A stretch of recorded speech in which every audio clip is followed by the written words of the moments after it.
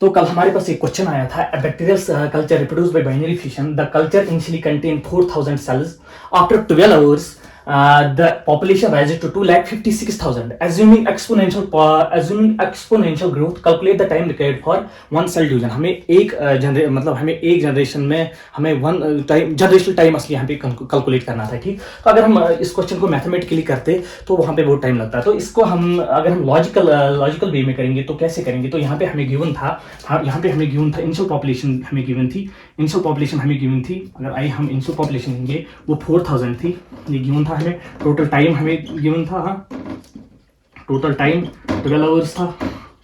Cell divide by binary fission ये भी एक हिंट थी। और यहाँ पे हमें और क्या गिवन था, टाइम गिवन था। और यहाँ पे हमें फाइनल साइज ऑफ पॉपुलेशन भी पता था, फाइनल साइज 2,56,000, ठीक, ये भी हमें गिवन था। तो यहाँ पे अगर हम सोल्यूशन इस क्वेश्चन का लॉजिकल वे में अगर हम इस क्वेश्चन को सॉल्व करेंगे तो यहाँ पे जब सेल डिवाइड्स करेंगे, जब 4000 बैक्टीरियल सेल्स डिवाइड करेंगी बाय बाइनरी फिशन, तो 8000 पहले सेल साइकिल में कंप्लीट, मतलब 8000 पहली ग्रोथ, मतलब पहली पॉपुलेशन साइज आएगी इसकी एक साइकिल के बाद। जब दूसरी बार ये सेल डिवाइड करेगी तो 16,000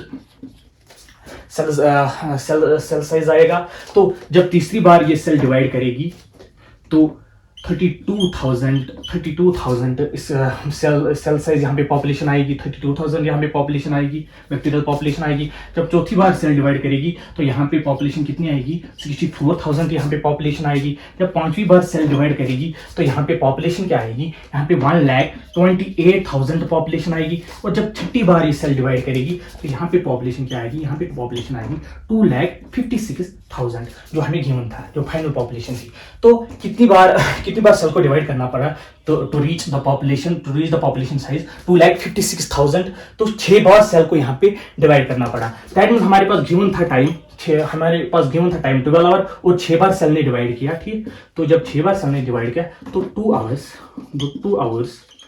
आवर्स में एक सेल डिवीजन कंप्लीट होता होगा यहाँ पे, ठीक। तो आंसर वाज 2 आवर। इसका आंसर क्या था, इसका आंसर था 2 आवर। एक सेल डिवीजन कंप्लीट 2 आवर्स में होता था।